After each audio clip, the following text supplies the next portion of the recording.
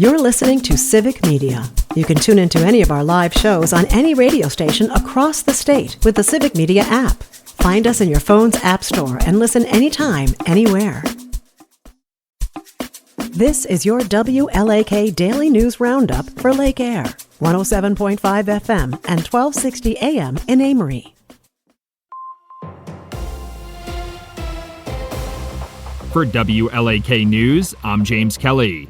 The Shell Lake City Council received a report on the room tax at their last meeting, showing another successful year of additional tourism revenue. The Washburn County Tourism Association says the tax brought in about $14,000 in 2023, and they're expecting strong numbers from 2024 as well. The room tax is added to visitors staying at hotels and licensed short-term rental properties in the county. 70% of the tax revenue goes back into tourism promotion efforts, and the remaining 30% goes to individual municipalities.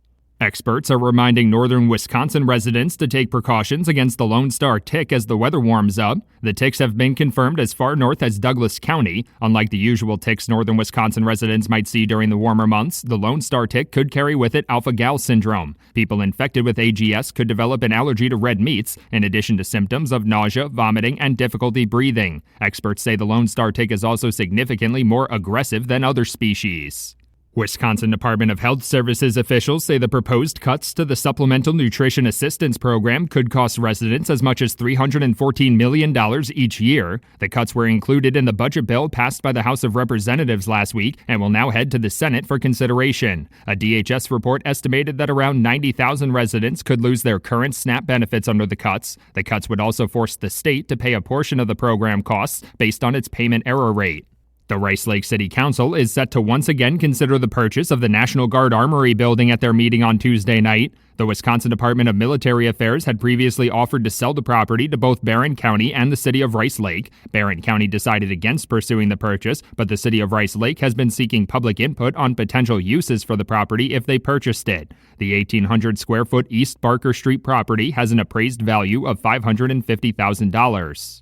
The Wisconsin Department of Natural Resources is reminding residents to be on the lookout for turtles coming ashore to lay their eggs over the next few weeks. DNR officials say there are 11 species of turtles in the state that will be laying their eggs in shallow nests through the end of June. Some of those nests could be buried in residential yards, occasionally forcing the turtles to cross busy roadways. Residents should be on the lookout for turtles near lakes, rivers, and swamps, and share any turtle sightings with the Department of Natural Resources. State Republicans have introduced legislation that would require the Universities of Wisconsin system to offer 24-hour access to virtual mental health providers. The bill, introduced by State Senator Jesse James and State Representative Todd Novak, is based on a program already offered at the University of Wisconsin-Madison. It does not, however, include funding for the program. UW system officials say their current mental health services funding is set to expire in June, and they've included continued funding in their biennial budget request. United Way, St. Croix, and Red Cedar Valleys is among the nonprofits selected to administer and distribute $2 million in grant funding from the Otto Bremer Trust. United Way Wisconsin will distribute the grant funding to local nonprofits across the state, with grant awards of up to $75,000 available. United Way St. Croix and Red Cedar Valleys serves residents in the northwest Wisconsin region, including Burnett, Dunn, Pepin, Pierce, Polk, and St. Croix counties. Local nonprofits can submit their applications for the grant funding online. A Sawyer County man accused of pointing a handgun at a law enforcement officer during a Rusk County incident has been convicted on multiple charges. 57-year-old Todd Meinke of Winter was arrested following a standoff during the December 3rd incident. Law enforcement authorities were responding for a welfare check after receiving a report that he was intoxicated and not allowing a woman who felt unsafe to leave the premises. Meinke was charged with recklessly endangering safety and intentionally pointing a firearm at law enforcement following his arrest.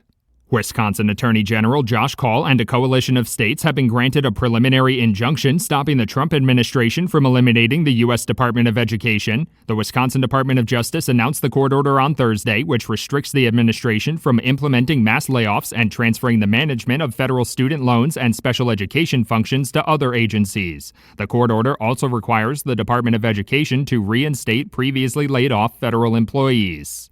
Democratic state lawmakers introduced new legislation on Thursday to continue supporting the Child Care Counts program. Governor Tony Evers had requested a $480 million investment in child care programs across the state in his biennial budget proposal, a measure that was later removed by Republican lawmakers. The newly proposed legislation calls for that $480 million separately from the budget proposal. The program was originally funded by the American Rescue Plan Act and is set to expire in June.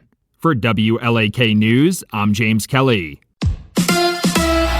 The Pack is back in Green Bay. Hi, I'm Mike Clemens with Sports NFL. The Packers return to the practice field tomorrow for the start of OTAs, organized team activities. It's the next step in the team's offseason program to see what they've got in rookie wide receivers like Matthew Golden and Savion Williams, selected in the draft. Hockey, the Milwaukee Admirals season came to an end last night. They lost 3-2 at home to the Texas Stars to end their playoff run. Baseball, Brewers with a 3-game series at home against the Boston Red Sox today through Wednesday. The Crew with a 6-5 win over the Pirates on Sunday, thanks to RBI doubles from Caleb Durbin and Bryce Terang, who was just 1 for 24 heading into the game. I'm not even really scuffling. I'm hitting balls hard, just right to people. It's big to get that run, but like I said earlier, it's Durbin to move the chain. You know, those guys to have good at-bats is the reason why I even got an opportunity, so you can go down a big rabbit hole. That's the Brewers' Bryce Terang. With sports, I'm Mike Clemens.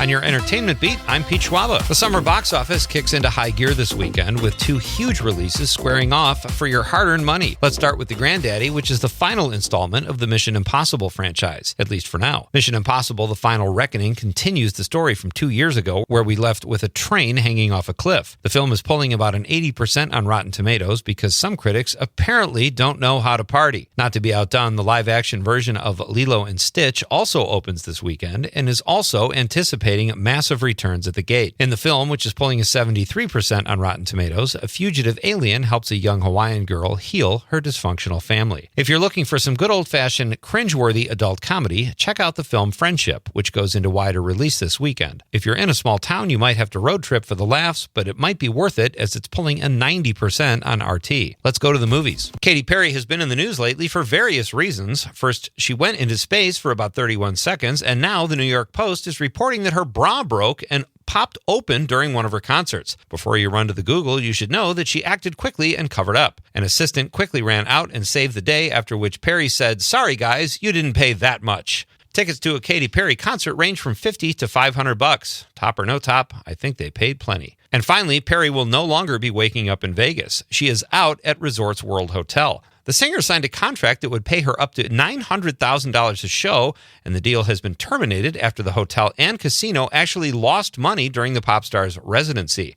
This was after there was a bidding war for Perry's talents between World Resorts and Caesars Palace. The Perry residency lasted from 2021 to 2023. George Wendt passed away earlier this week. Most people know him as Norm from Cheers, where he spent 11 seasons and was the only cast member, including Ted Danson, to appear in all 275 episodes. In addition to Cheers, his credits include Fletch, Airplane 2, Outside Providence, and of course, Bob Swirsky, one of the Chicago superfans. Here are a couple fun facts about George Wendt. He got his start in Chicago at Second City, but his first job there was sweeping floors.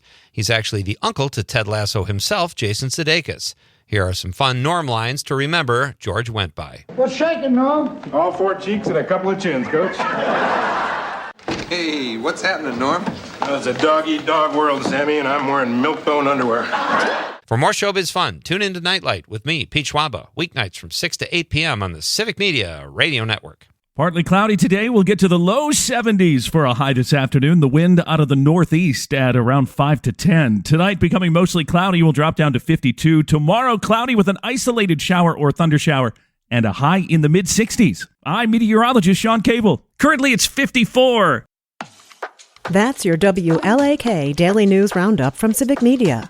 Subscribe to this podcast on Spotify, Apple, or wherever you find your podcasts. Find more news at lakeair.radio. The national news cycle never stops, but it can be hard to find news about your local community. Civic Media is dedicated to providing quality local and state news coverage across Wisconsin. With the Civic Media app, you can get notifications about local stories that matter to you and your community. Find the free Civic Media app in your phone's app store and choose notifications from the menu to tell us what kind of news you want to hear about.